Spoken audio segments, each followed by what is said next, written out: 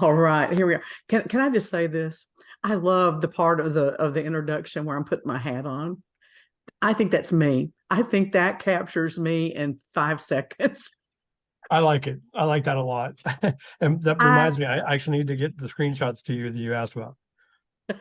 so anyway, here we are at the Crystal Clear Point Studios. Once again, we're talking again. Watch out with Matthew Pierce and Luann Morris and Deborah Colleen Rose. And I picked the subject today. Why? Because y'all piss me off. Not us. Yeah, No, not I love us. these The people. ubiquitous y'all. Y'all, yeah, the Southern y'all, all y'all. Uh-huh. Okay. So what we're talking about today is it possible to be happy with yourself, your personal growth, your focus, your game plan, and still be grossly unhappy with the externals in your world? And does that make you an unhappy person or a happy person? And how do people perceive that? And how do we feel about it? So there we go. Have at it. Come out fighting.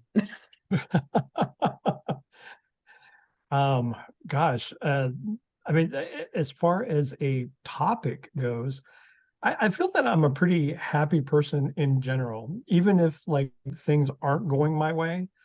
There are occasions that it's just I'm ready to pull my hair out with people because they can't see like eye to eye with me or energetically we don't match.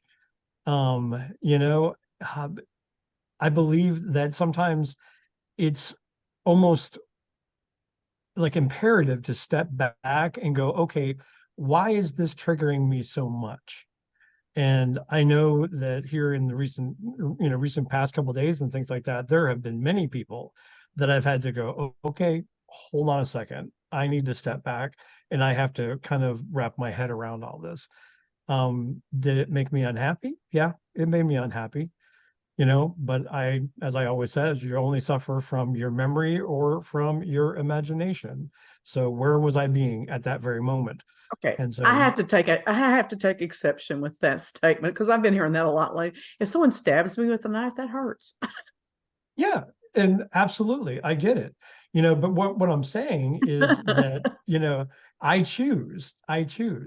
And so from my choosing, I can only like communicate to see if I can alleviate the situation or if I have to walk away from the situation. Here's my thing, and I don't know if I'm obtuse or I just live in a whole different reality from other people. But what kind of blindsides me and makes me unhappy with the external is that, I'm rocking and rolling. I'm doing my thing. I love doing my podcast. I like writing. I do all these things that I do. Like today, I taught myself how to do the gritty. That's a cool dance. It's easy, and I have fun by myself all the time. I have fun in my car. I have fun when I'm just doing my thing. And then all of a sudden, someone will come and go, mm. And you could just tell they won't say anything, but they just give you attitude. And you're like, what's wrong?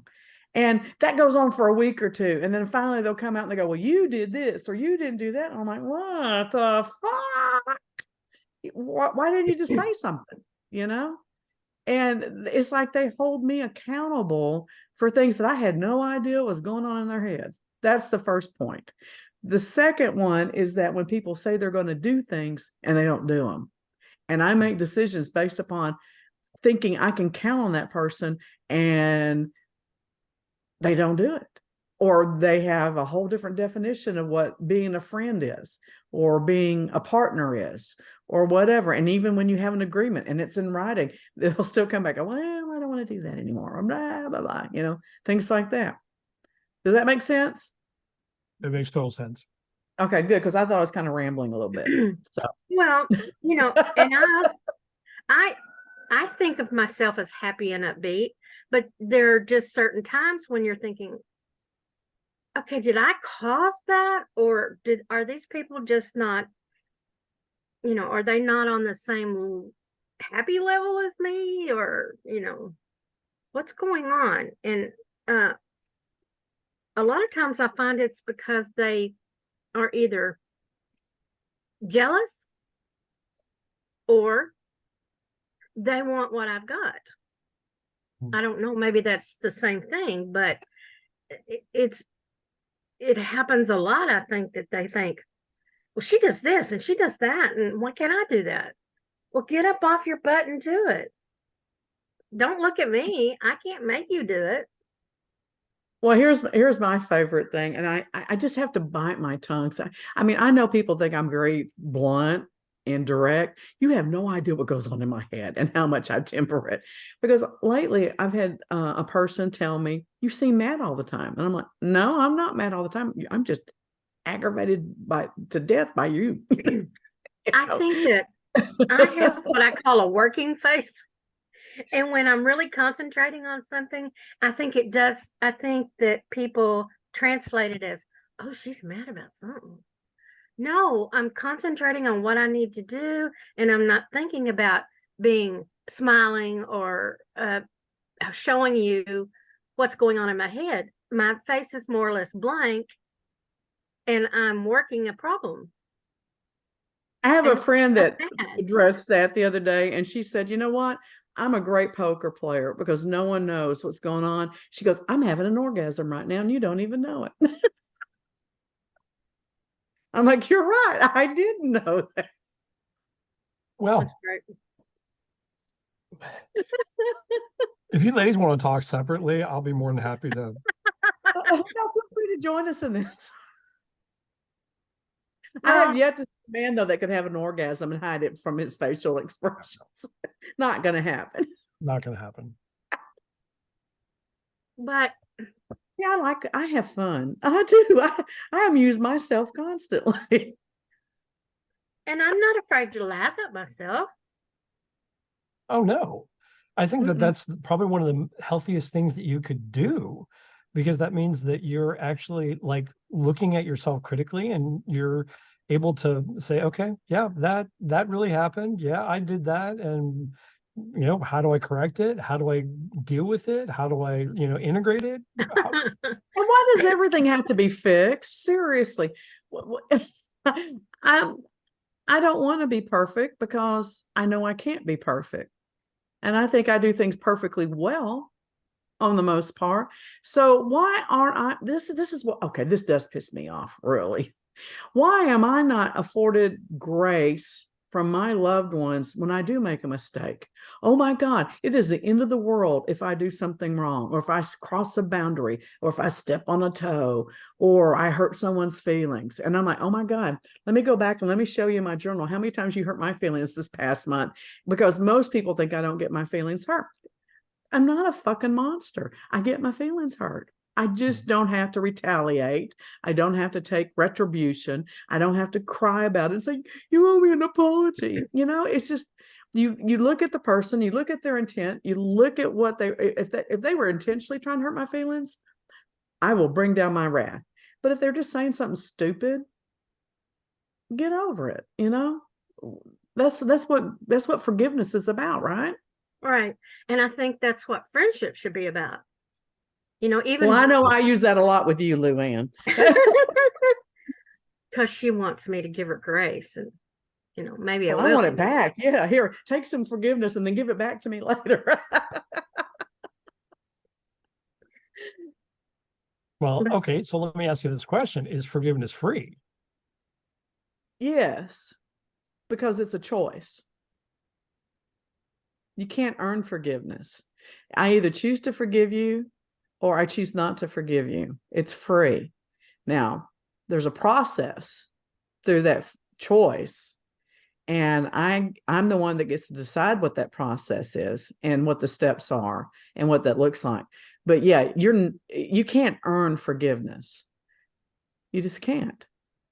It's not forgiveness is not it's not related to boundaries. Those are, you know. Okay. Well, help me here, Luann. Help me. I asked. I'm trying to. I can't get a word. I'm sorry. Go ahead, Luann. Please. I apologize. I was going to say that really forgiveness and forgiving someone for something that they have done to you, or vice versa, forgiveness, it helps lighten your heart. Yeah. You don't even have to forgive that person face to face. Yeah. You Yeah. need to have that Right. conversation with yourself. And it is a choice. Because if you don't forgive, then you're carrying that hurt or anger around with you. And I think that I think it is to our advantage when we're trying to be happy to let that go, to give that forgiveness. Absolutely. You know, That doesn't mean with you that forgive said, it. though, if they have committed a cardinal crime in the relationship, you do have to make a decision on if you're going to make yourself vulnerable to allow them the room to make that crime again. Okay. So, like, I'll use an extreme example. So, if you have a relationship and the person brings home an STD, you may forgive them for cheating, but you may change the way you handle your relationship so that you protect yourself from getting an STD. We're going to practice safe sex. We're going to go to the doctor every 30 days and get you checked for gonorrhea. Yeah. You know what I'm saying?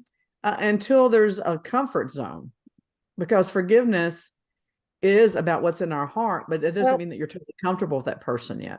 I think part of what you're talking about is also trust. Yeah. Yeah. There has to be some trust. And once the trust is broken,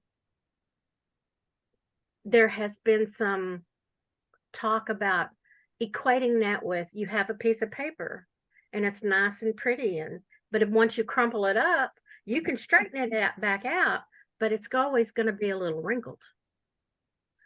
So that has to be ironed out, so to speak, if you're going to trust again. Right. I just had that Yeah. conversation in a different capacity with my grandchildren, okay, yesterday. And there's a whole dynamic going on here in my family, but it came to my attention that the kids did not feel free to express their opinion because they didn't like it when I didn't agree with their opinion. And so they were telling me what they thought I wanted to hear. And I can't tolerate that. Cannot tolerate that. And I told them, I said, if you continue to tell me what you think I want to hear, that makes you a liar and a hypocrite. And that is not a good foundation for a relationship. And I said, so they're like, well, when we say something and you disagree with us, then you tell us why you disagree. And I said, that's called a conversation. I'm allowed to disagree with you, just like you're allowed to disagree with me. And we can talk about why we disagree on that. But it's ultimately your choice to decide if what I say makes sense or not. Well, it feels like you're lecturing us. And I said, well, I probably am. I'm 65 years old.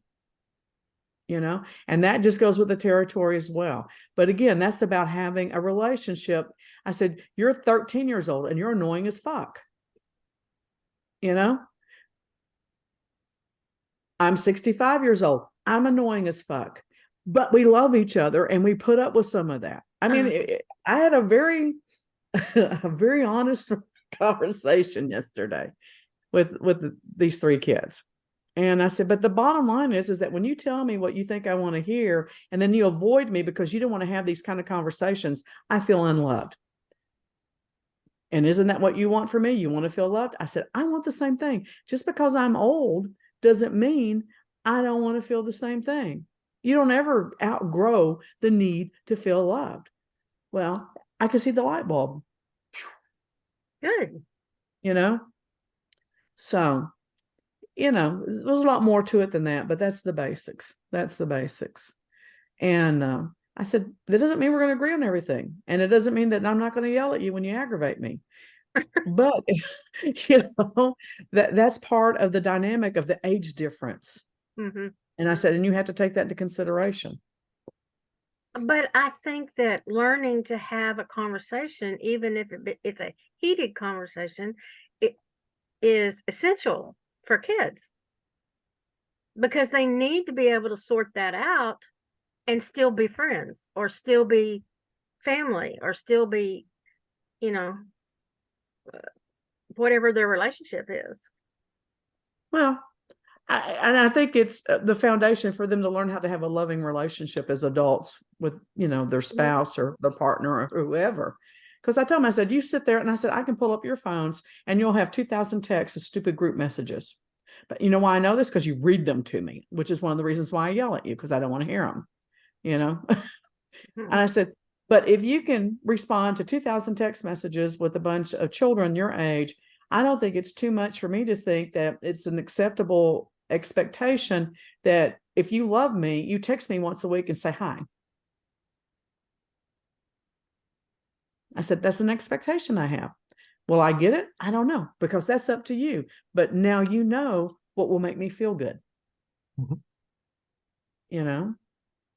So again, it went further and further and further, but I thought I handled it really well. I felt like I left there with a better understanding of them. I felt like they understood me better. I woke up this morning to an email and a text from two of the kids. Whoa. Yeah, one was inviting me to come see his competition next tomorrow, and the other was like, "Good morning, sunshine," with a big sun, and so that was cool. Can I ask a Sounds question? stupid. Yeah. And Am I in trouble? playing the devil's advocate here. Okay.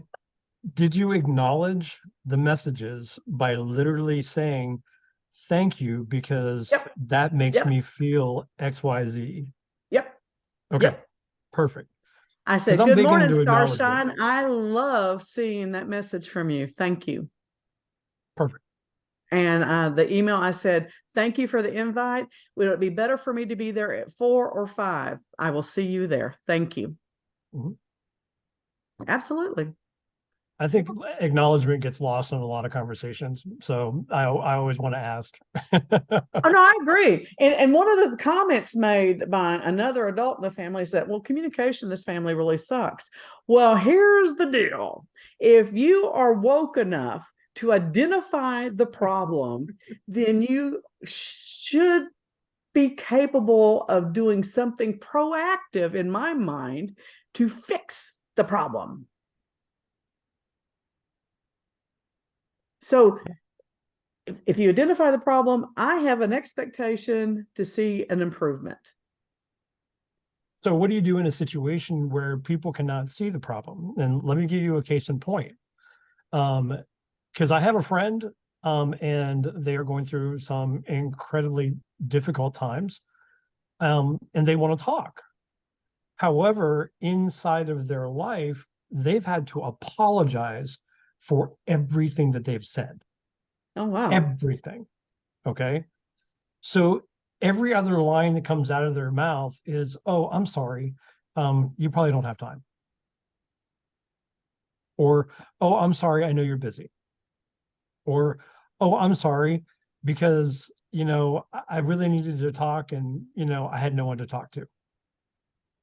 And so there's a constant line of saying, "I'm sorry," even though I have said to this person, "Please understand, I might not be able to reply back right away, but I do care. I do want to hear what's going on, and you have nothing to be sorry about." Worst case scenario is I have to say, "I can't talk to you right at this moment, but we will talk." Is it a conversation verbally, or is it text or email? Both. It can be verbally on the phone. It can be on email. It can be on text, on social media. I mean, wherever this person and I communicate. And I've said, Do they "Hey, acknowledge that? Do they acknowledge what you say when you say you don't have to say you're sorry? actually, I have asked. I'm had point blank asked, do you understand what I am saying? Because I really want you to get that you don't have to like tippy toe around me. You can just say it." Yeah, because I'm going to tell you, that's one of my pet peeves, that I'm sorry for everything. It drives me bonkers. I don't like it. I'll just be blunt. I don't like Well, it. I used I've to do handled that it. all the time. Yeah, you did. And so one of the things that I did was you have to trust that the other person is being straightforward with you. Yeah. Yeah. Do you have time to talk? I want to talk about such and such. No, but let's schedule it for Wednesday, Thursday, whatever it is. And you say, okay. Then you have to trust that that person means that. And if you're having a friendship with them, then you have to just, so when you do talk, you say, "I appreciate you spending time with me because I need to talk this out." Not, "I'm sorry. I'm interrupting you. You're Well- not, because you've already established that they want to set aside this time for you. So I don't know how you get to that place unless you have Deborah as a friend yelling at you. Well, I Well, mean, I used to be the same way. So, I mean, and I had a very therapist tell me that, if you felt an I'm sorry come up, you ask yourself back, are you? Is this something that you caused or that you can make a difference inside of? And if the answer is no, then no, you are not sorry. You might be uncomfortable inside of the situation, but it's not necessarily I'm sorry. Okay. So this person, I even said, if I answer back, you have my attention. You have my permission to continue on with what you want to say. Okay. But when you give me like a little bit of information and say, hey, I wanted to blah, blah, blah, blah, blah. And I said, great, what's going on? And then the next thing that you would say is, oh, I'm sorry, I'm bothering you. You're at work. And then you leave the conversation. That frustrates me. Yeah. But I do think that it is polite to establish, do you have time to talk right now? I need to talk. Absolutely. yeah, it's now a good time or something. All right. This happened to me with a friend years ago when, we first had caller ID. So you would, we had email, we had caller ID. So you always had a way of identifying the person trying to contact you normally. And they did that constantly. I'm sorry to bother you. And I just said to him point blank, I see your name on caller ID. If you were bothering me, I would not answer the phone. I see your name on the email. If I did not want to answer it, I would ignore it. So here's what we're going to do. Instead of saying, I'm sorry, you're going to say, oh, you answered the phone. Thank you for being my friend. And we will not continue the conversation until you do that. Now, that sounds really weird. I know. It sounds really egotistical that I'm putting myself maybe in a position of whatever, ego or whatever. But you have to break the habit. Exactly. I wanted to break the Yes. habit, and I wanted them to know that I was doing this because I was their friend. And I don't know why, but it worked. It took about 30 days, but they finally broke the habit. And they also did not have to keep saying thank you for being my friend. It just all, both of them just kind of fell away naturally.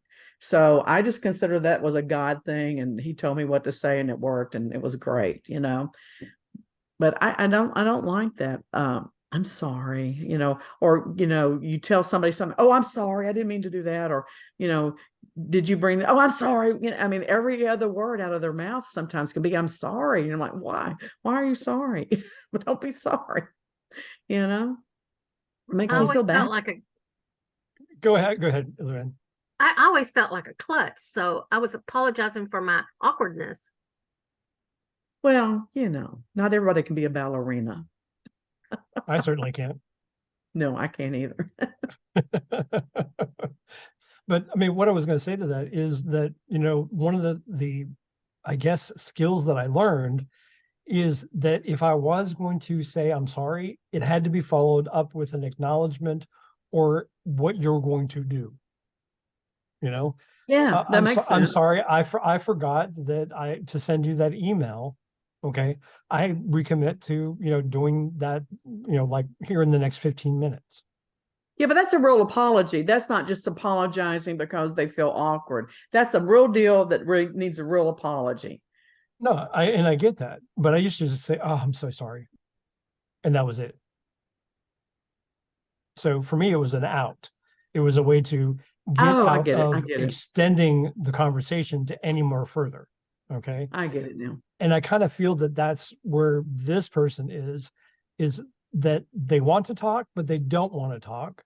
And it's easier for them to say, I'm sorry, to stop the conversation because they don't want to get into their feels.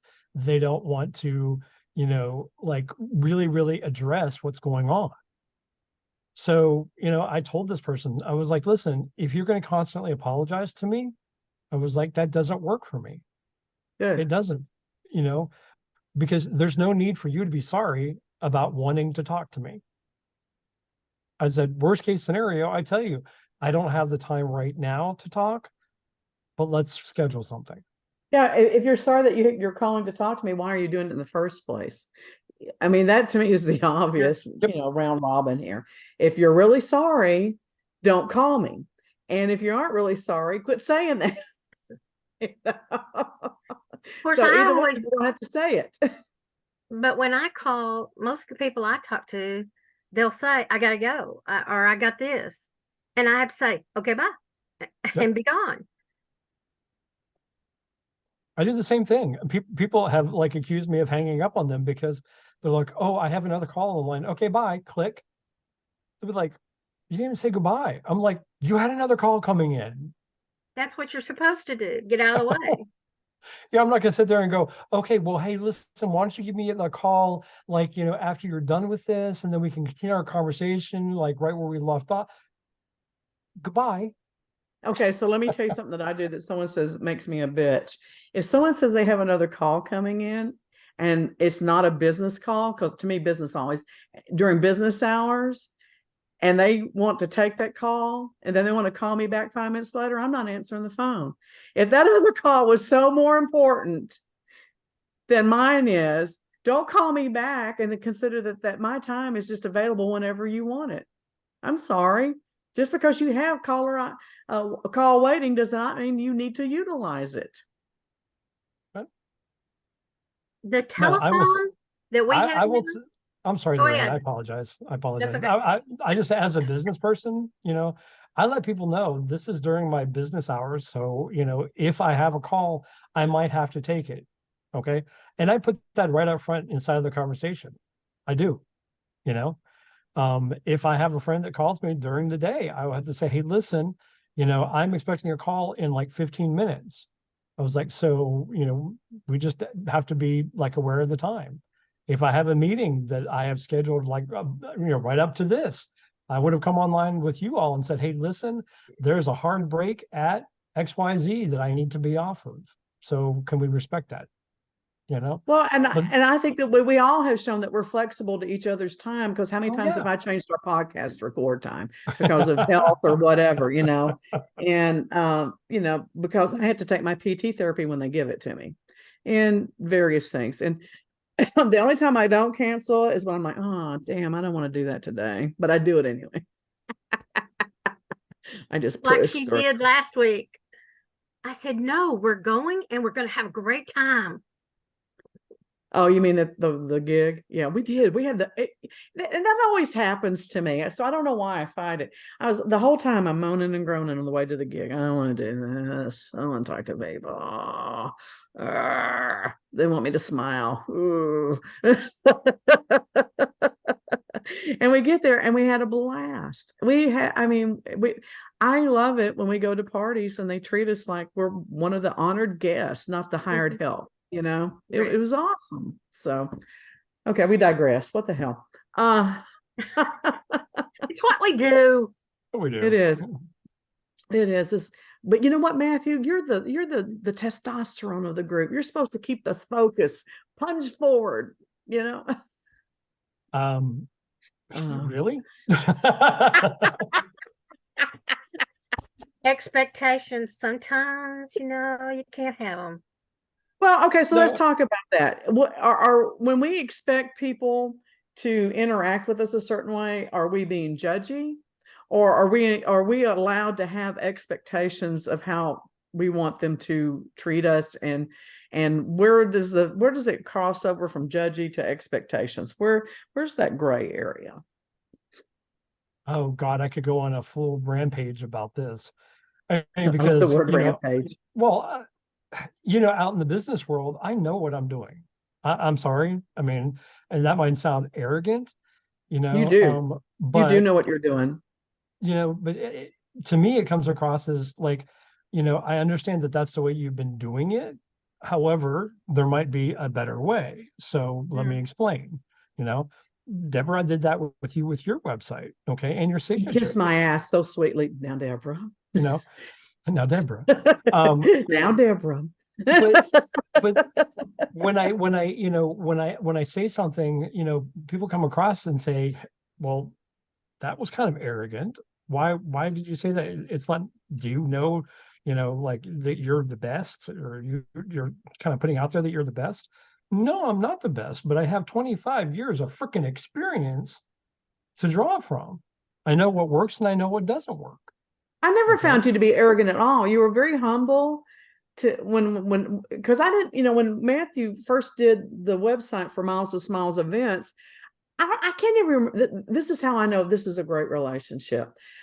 All great relationships, I don't really recall how they started. The person just appeared in my life, and unless somebody reminds me of how it came to be, it's like they just popped up. I have a little garden of people that just pops up, and so Matthew pops up and I'm like, oh, I bet he's an asshole. Well, I there you did. go. I don't know why. I was just in one of my moods. I said, so I'll see what he says. And so we had a conversation. And oh my God, it lasted what, an hour and a half or something? Okay, It was yeah. long. And it's like we didn't disagree on anything, you know. We might not be totally in alignment, but we didn't disagree on anything. So I'm like, oh my God, he's crazy like I am. So this is going to be nice. And he never made me feel stupid, but I am on a lot of the things that he did. I don't have any idea what he did. It's like, what did you do? Oh my God, that's awesome. I don't know how you did that, but that's great. But he never made me feel stupid. He didn't ever talk down to me. He didn't act like my questions were dumb. And when he would tell me to do something, I would do it differently anyway. Now, Deborah. That's not what we discussed. No, that's not what he said. He Actually, goes, no, what he said, he goes, now, Deborah, what is it you're trying to achieve? Oh, fuck. He's using NLP on me now. Damn it. Okay. Well, Matthew, this is what I'm trying to achieve. And so I assume that you're about to tell me that what I just did is not going to achieve that. That's right. You're absolutely correct, Deborah. I think so that any of us would be remiss to try to tell Matthew about web pages and what looks good. well, I tried to. Okay. All right. I gave it my best shot. and I took every single one of the criticisms, because the one thing that I do know from the 25 years of experience, if you look at me and you say, I think that's crap, I don't like it, I'm not happy with it, I'm not going to get my feelings hurt. Yeah. Because I did do that with one thing. He sent me a color palette and I'm like, oh my God, I just vomited, Matthew. I don't like those colors. Okay, then we throw that one out. It was like no big deal. It was no big deal. And I had a person that I was just recently working with, and I gave him a palette the same way, and love it, love it, love it, love it. The website got finished, and then all of a sudden it's like, that doesn't look anything like my old website. And I'm like, yes, that's the point. that is exactly the point of why we did that. Okay. And so, I wanted to make sure that I was not like seeing something that I shouldn't be seeing. So I circulated it to some of my designer friends and some other friends and said, okay, does this convey X, Y, Z? This is what they wanted to accomplish. This is what they wanted to see. Okay. Every single one of them said, yes, that accomplishes exactly that. Exactly that. And then I showed them the picture of the old website, and they're like, wait a second. You mean that was the old website and they're complaining about what you just did? And I'm like, yeah, but it's okay. It's okay. And so I told the person, I was like, if you are totally against this, we'll change it. That's fine. Okay. But, I say, let's consider this for a second, because there are people that are really liking this and are really enjoying this and think that this really suits your energy. And that's where I'm different when it comes to website design. Okay. I don't pull the whole business spiel and say, well, it's been, like proven in many journals that, having XYZ on the, front page of your website. No, I'm not that way at all. Because your business and your website and everything that goes along with your business from a spiritual perspective emanates from your energy. It is supposed to say what your energy is about. That's the way that you attract business. Okay. So if you're wanting to get out there and you're wanting to like attract events, then it has to come across as fun. It has to come across as engaging. It has to come as across as something that they want to have, you know? And I'm using your website, Deborah, just as an example, because I have had so many people that have said, that's Deborah. That Wow. I website didn't know is that. Deborah. Okay. And so, I feel that to me is an accomplishment, but it also speaks to the fact of what I know, you know. Right. But, I expect people to communicate with me what works and what doesn't work, to try to bring it back onto topic. If someone's going to tell me your stuff, the stuff that you did is crap, okay, that's Well, the fine. bottom line is that somewhere in his mind and in his spirit, he thought you could do a good job or he wouldn't have hired you. So why is he second guessing that now? That's the first question. But one of the things I learned a long time ago is that when you put out creative content for other people, they make you change it to keep them happy and you don't like it, you just don't put it on your website as one of your testimonials. Boop, I'm not claiming that, not claiming it. Kept them happy, but I don't like the work, Yeah. so. And that's my prerogative, to do that. I have testimonials of people that my method has worked, do other people use my method? No. I mean, I like I said, I come from a spiritual perspective that it's about the energy. It's about the energy of the person. It's about the energy of your business. Yeah, and So, he's not saging the websites, just so you know. yeah, I'm not, I'm gonna throw that out there. but Okay, so we have digressed communication. again. We have digressed again, which is what we do well. I should change the name of the podcast to "We're Talking and We Digress." That's the normal thing we do. Yes. We expand. We don't digress, we expand. That's true. That's true. So, here's the question to put on the table, I think. I think that we have established, at least for us three, that we can be happy with ourselves and very unhappy with the rest of the world. So do you feel like that unhappiness affects the quality of your day-to-day living? And if it does, what do we do about it? Now, I'm going to go out on a limb and say, I have had people tell me a lot lately, you seem discontent, you seem unhappy, you seem mad. And what it is I'm disappointed. I'm very disappointed in general with our country, with things in my family, with the way I see people treating. I'm disappointed. But does it affect I am so content internally that I feel like that gives me the freedom to be disappointed in other things. Does that make sense? It gives me the freedom to be an observer of the world and say, gee, that's not good. And that's not good. Is there anything I can do to participate to make that better? And really my true disappointment comes in the fact that I feel like I can't be effective in making more changes in the environment around me. I would like to be more of a facilitator and more of a powerhouse of making things better for the people around me. And it is frustrating when I feel like I'm handing someone a platter of fruit and they spit on it. That's disappointing. But I'm sorry that people perceive that in me, but I am very happy. I love my relationship with my husband. I love my relationship with God. I would like to have more freedom to be alone. I like alone time, but other than that, I'm pretty content. So just because people have perceptions of us, that doesn't make it reality either.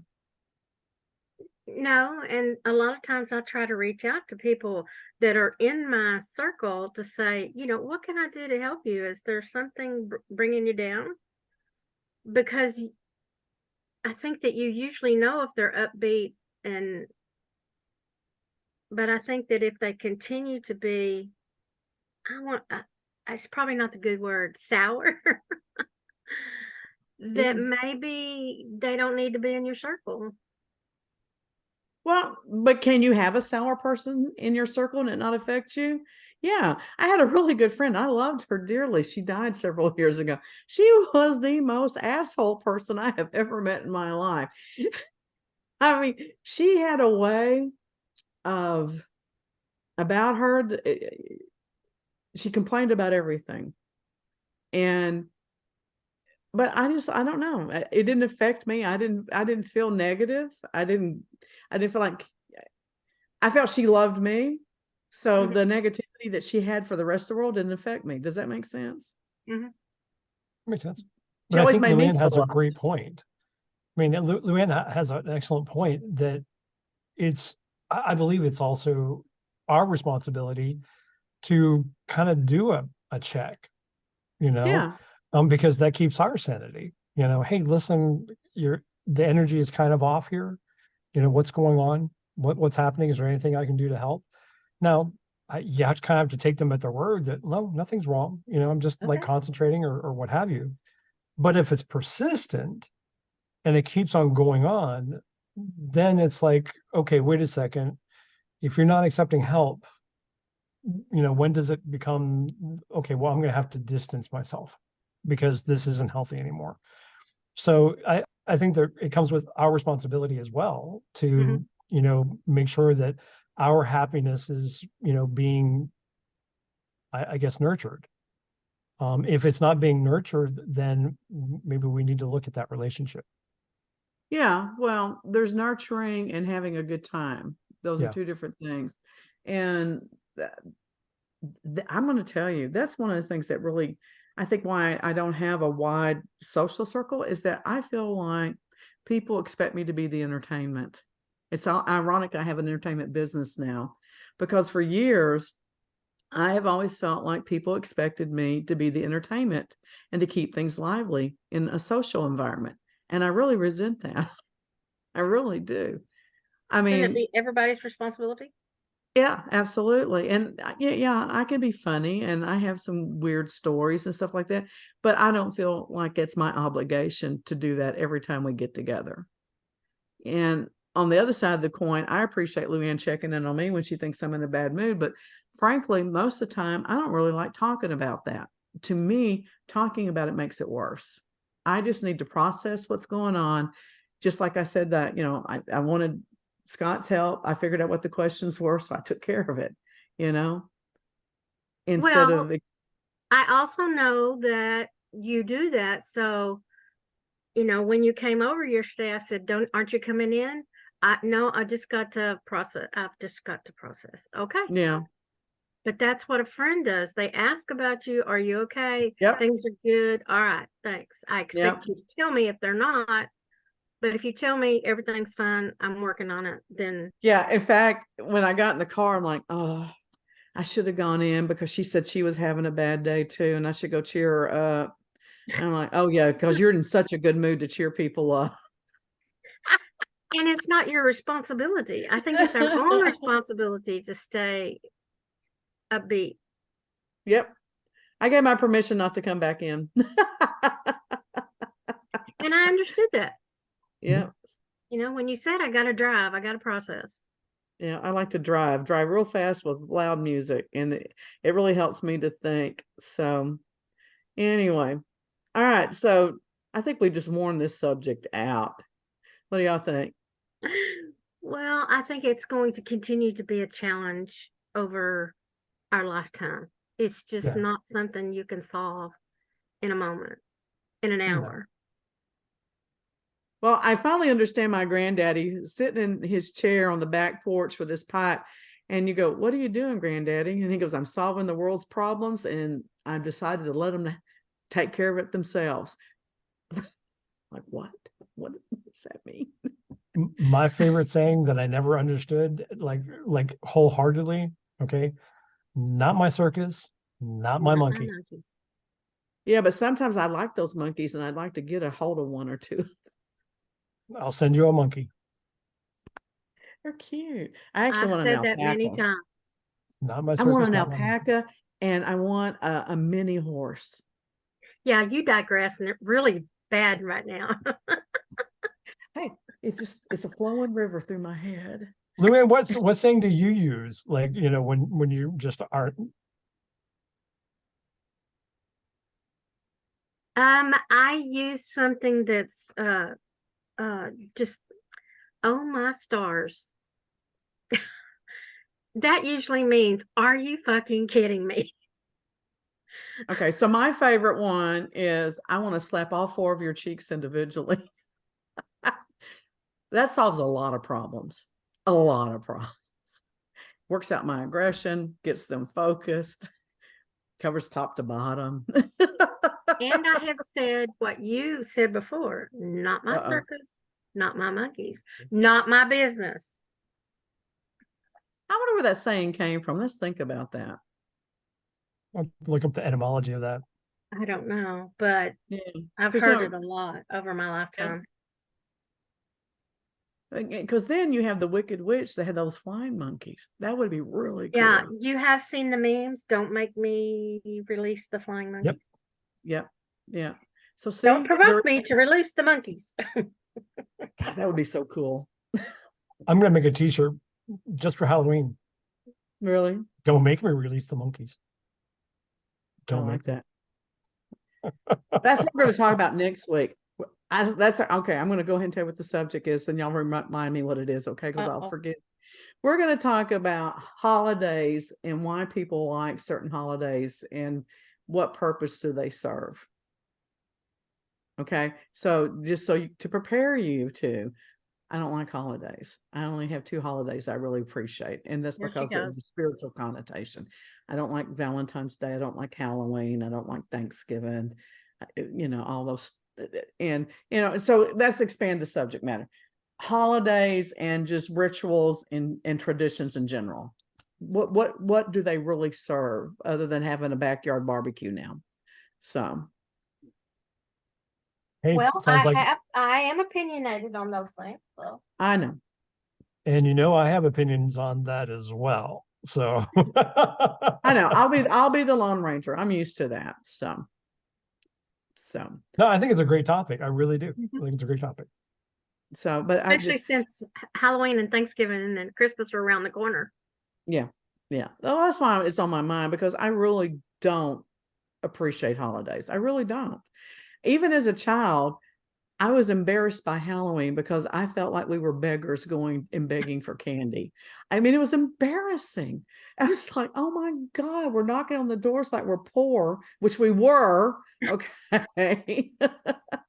And we had to wear those tacky ass plastic masks of Casper. And I mean, it was just horrible. Absolutely horrible. I dreaded it every year. I'll tell you my dreaded Halloween story like next time. Good. So Good. I know I'm odd. I don't care. So, all right, Matthew, tell them how to find your wonderful self. you can find me at metaphysicalevents.com, or you can email me at matthew@matthewapierce.com or matthew@metaphysicalevents.com. Don't you have a new website now? The website is coming. We haven't released it as of yet. Okay. Metaphysical Events has gone through some changes. We are more focused on education and promoting people with their events. So that's kind of the direction that Metaphysical Events is going. We have kind of like broken off a little piece of that for the designs, the websites, the printing, that kind of stuff. And that is through Connections Design Studios. So that will be up here and running very shortly. So it's kind of part of the same whole of metaphysicalevents.com. Remind me later on after Halloween. I need to order some more t-shirts for the DFW Paranormal Investigations. The ones we have are itchy. I don't like them, and I want to order short sleeve for the 3 of us and long sleeve for the 3 of us. We can handle that. Cool. All right, Luann.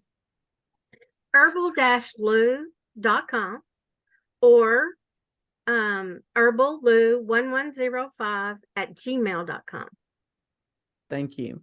You know, it has occurred to me that we're doing this to promote ourselves, and maybe my weird attitude is hurting me, not helping me promote myself. But I don't care. So I'm Deborah Colleen Rose at Deborah Colleen Rose at Gmail. You can always get that. This is presented by Miles of Smiles Events. For an interactive, intuitive entertainment company. I also have Investigative Solutions Group Unlimited. It's isgu.com for private investigations. And you can see all the other weird crap we do at deborahcolleenrose.com. So we're talking again. Watch out. Hope we surprised you. And we will see you next time. I know. Bye, everybody.